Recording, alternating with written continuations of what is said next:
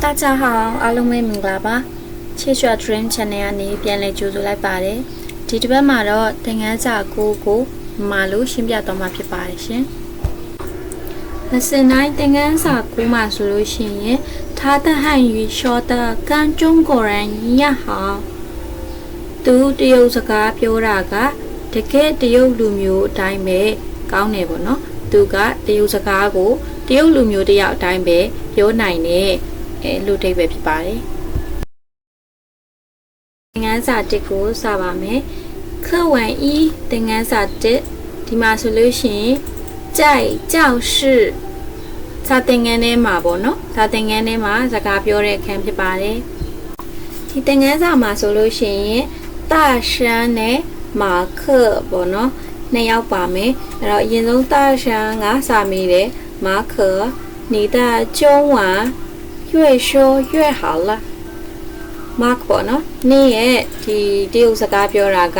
ပြောလေပို့ပြီးကောင်းလာလေပဲအဲ့တော့ Mark ကပြန်ပြောတယ်နားလီဘယ်ကတာပေါ့နော်နားလီကဒီနေရာမှာဘယ်ကတာအဲ့လိုအိဗယ်ရတယ်我们班ငါတို့အခန်းမှာရှိတယ်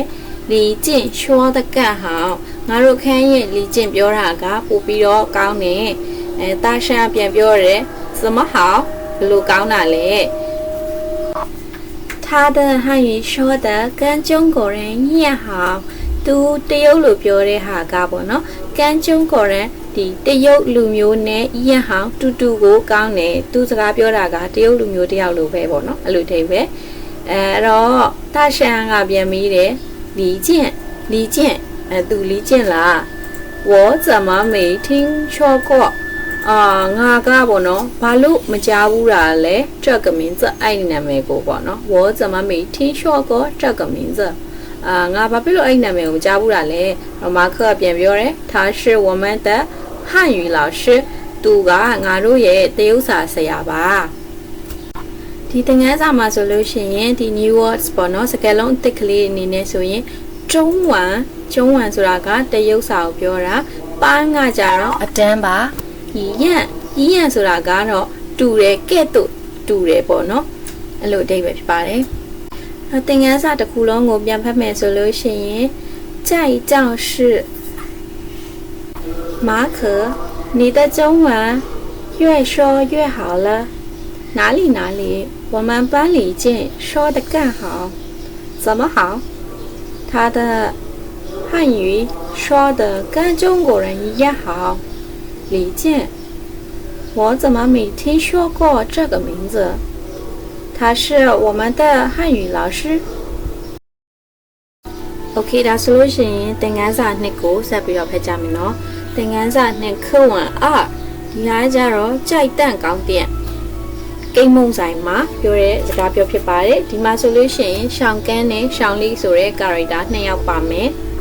အရင်ဆုံးရှောင်းလေးကစပြီးတော့ပြောတယ်ပေါ့နော်别吃了你已经吃了3块蛋糕了မစားနဲ့တော့နင်းအခုကိတ်မုတ်3ထုံးတောင်စားပြီးသွားပြီရှောင်းကန်းပြန်ပြောတယ်这是最后一块ဒါကနောက်ဆုံးတစ်ခုပဲ你总是吃甜的东西နင်းအမြဲတမ်းချိုးတဲ့ဟာတွေကိုစားတယ်会越吃越胖စားလေဝလေဖြစ်လိမ့်မယ်然后ရှောင်းကန်းပြန်ပြောတယ်你放心နင်းစိတ်ချပေါ့နော်စိတ်မပူနဲ့我一定不会变胖ငါကတေချာပေါက်ကိုဝလာမှာမဟုတ်ဘူးပေါ့နော်ဒီမှာဆိုလို့ရှိရင်ပြန်ဆိုတာကပြောင်းလဲတာဖဝလာဆိုပြောင်းလဲပြီးဝလာဆိုဒီညမှာသူကဝလာမှာမဟုတ်ဘူးတေချာပေါက်ကိုငါဝလာမှာမဟုတ်ဘူးအဲ့တော့为什么ဘာလို့လဲဘာဖြစ်လို့လဲဆိုတော့သူရှောင်းခန်းပြန်ပြောတယ်ပေါ့နော်我们家的人ငါတို့အိမ်ကလူတွေအကုန်လုံးက多含蓄အကုန်လုံးကပိန်နေ吃不胖စားလည်းမဝဘူးနော်ရှောင်းကန်းပြန်ပြောတာသူတို့ကမျိုးနဲ့ယူနဲ့ကိုပိန်နေပေါ့သူတို့အိမ်ကလူတွေအကုန်လုံးကပိန်နေဒါကြောင့်မလို့စားလည်းမဝလာဘူးအဲ့လိုအဓိပ္ပာယ်လေးဖြစ်ပါတယ်ဒီသင်ခန်းစာမှာဆိုလို့ရှိရင်စကားလုံးအသစ် new words ကလေးအနေနဲ့ဆိုရင်最后ဆိုတာကနောက်ဆုံးတစ်ခုနောက်ဆုံးတစ်ယောက်လို့တစ်ခုတစ်ယောက်ပေါ့နော်နောက်ဆုံးကိုပဲပြောတာပြီးရင်ဖန်ရှင်ဆိုတာကစိတ်ချဖို့ပြောတာဖြစ်ပါတယ်စိတ်ချပါစိတ်ချသည်ပေါ့နော် နောက်ဆုံးတစ်ခုကကြတော့ဤသိမ့်ဆိုတာကတေချာပေါက်ဆိုတဲ့အဓိပ္ပာယ်ရပါတယ်ဒါဆိုရင်课完二တစ်ခုလုံးပြန်ဖတ်မယ်ပေါ့နော်在蛋糕店别吃了你已经吃了3块蛋糕了这是最后一块你总是吃甜的东西会越吃越胖你放心我一定不会变胖为什么我们家的人都很瘦吃不胖Lesson 9ရဲ့သင်ခန်းစာ3课完3မှာဆိုလို့ရှိရင်တောင်ပေါ်မှာဒီစကားပြောတဲ့အခန်းပေါ့နော်ဒီသင်ခန်းစာမှာဆိုလို့ရှိရင်လည်းရှောင်းကန်းနဲ့ရှောင်းလီဆိုပြီးတော့စကားပြောတဲ့ character 2ယောက်ပါပါမယ်ကြိုက်ရှမ်းရှမ်းဒီတောင်ပေါ်မှာပေါ့နော်အရင်ဆုံးရှောင်းလီကစပြောတယ်我有点害怕ငါနည်းနည်းကြောက်တယ်ပေါ့နော်အဲ့တော့怎么了ဘာဖြစ်လို့လဲ山越高တောင်ကပိုမြင့်လေလူ越难走လမ်းမကြီးကလမ်းလျှောက်ဖို့ပိုခက်ခဲလာလေပဲ我也越爬越冷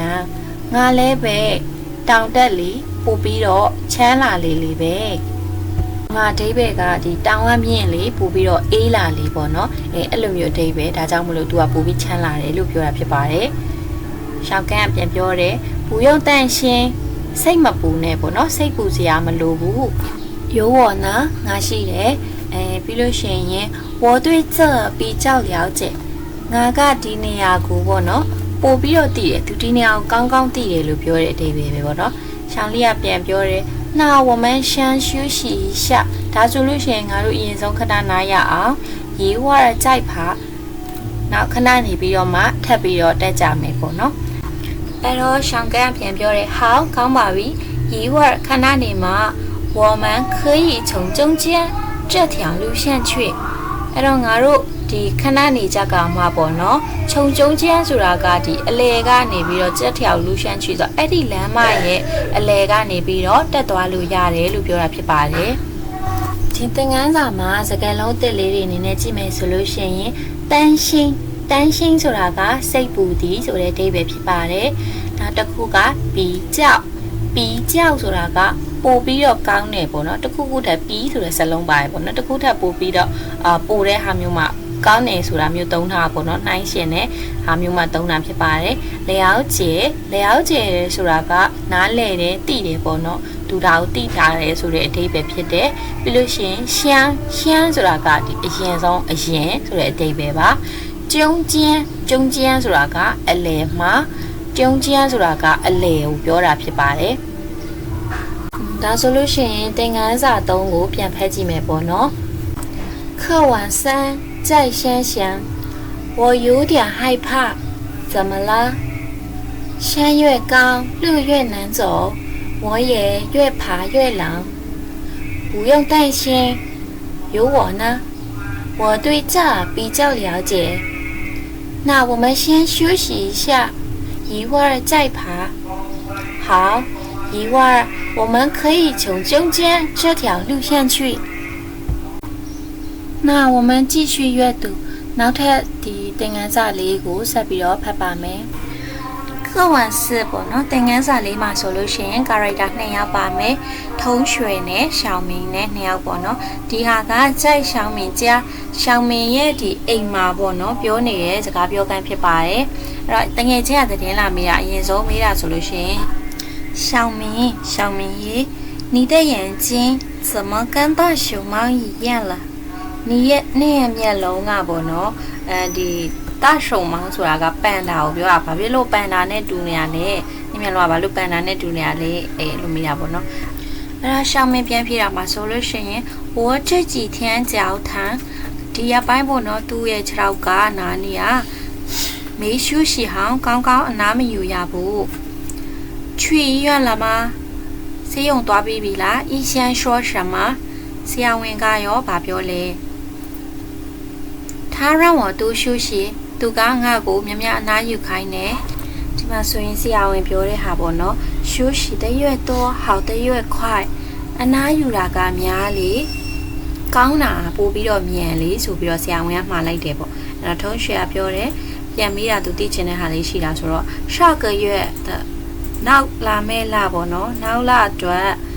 လမ်းချူ比赛ရှိရဲ့ဒီလမ်းချူ比赛ပြိုင်ပွဲမှာနီနန်ချမ်းကြမှာနင်းဝင်ပြိုင်နိုင်ပါမလားပေါ့နော်下个月的篮球比赛နီနန်ချမ်းကြမှာအဲ့တော့နောက်လရဲ့ဒီဘောဘတ်စကတ်ဘောပြိုင်ပွဲမှာဆိုလို့ရှိရင်နင်းဝင်ပြီးပြိုင်နိုင်ပါမလားနင်းလို့မေးတာပေါ့နော်ရှောင်းမရပြန်ဖြေတယ်ဤတိနန်ချမ်းကြတေချာပေါက်ပါနိုင်တာပေါ့တေချာပေါက်ကိုဝင်နိုင်တယ်ဝင်ပြိုင်နိုင်တယ်ပေါ့နော်ဤ点影响也没有တက်ရောက်မှုနည်းနည်းတော့မရှိဘူးအခုသူ့ရဲ့ဒီ6လောက်နာနေတဲ့ဟာကဒီပြိုင်ပွဲနဲ့ပေါ့နော်ပြိုင်ပွဲပေါ်မှာဘာမှတက်ရောက်မှုမရှိဘူးသူဒီပြိုင်ပွဲကိုဝင်ပြိုင်နိုင်တယ်ဆိုပြီးတော့ပြန်ပြောတာပေါ့နော်ဒီသင်ခန်းစာမှာဆိုလို့ရှိရင်စကားလုံးတစ်ကတော့2ခုပဲရှိရယ်ပထမတစ်ခုကကျတော့ချင်းကြားဆိုတာကဒီပါဝင်ဆင်နွှဲတယ်ပါဝင်တက်ရောက်တာဟိုမှာအဖွဲလိုက်လုပ်တဲ့ activity တွေလှုပ်ရှားမှုတွေမှာဆိုလို့ရှိရင်ပါတာမျိုးကိုပြောတာပေါ့နော်အဲ့တော့ပါဝင်တယ်နောက်ထပ်စကားလုံးတစ်လုံးကကျတော့影响လွှမ်းမိုးမှုပေါ့နော်။မှာကိစ္စတစ်ခုကြောင့်ဒီဖြစ်လာမဲ့ပြဿနာတစ်ခုကိုလွှမ်းမိုးမှုရှိတာဒါမှမဟုတ်လူတစ်ယောက်ကနေတစ်ယောက်ပေါ်လွှမ်းမိုးတာစတဲ့နေရာတွေမှာ影响အောင်သုံးပါတယ်။ဒါဆိုလို့ရှိရင်ဒီ课文4နောက်ဆုံးဖတ်စာကိုတစ်ခါလောက်ပြန်ဖတ်ပါမယ်။在小明家，小明，你的眼睛怎么跟大熊猫一样了？我这几天脚疼。没休息好，去医院了吗？医生说什么？他让我多休息，休息的越多，好的越快。上个月的篮球比赛，你能参加吗？一定能参加，一点影响也没有。ဒါဆိုရင်ဒီနေ့သင်ခန်းစာတော့ကတော့ဒီလောက်ပါပဲ今天就到这里吧နောက်လာမယ့်သင်ခန်းစာတွေမှာပြန်တွေ့ကြပါမယ်谢谢大家辛苦啦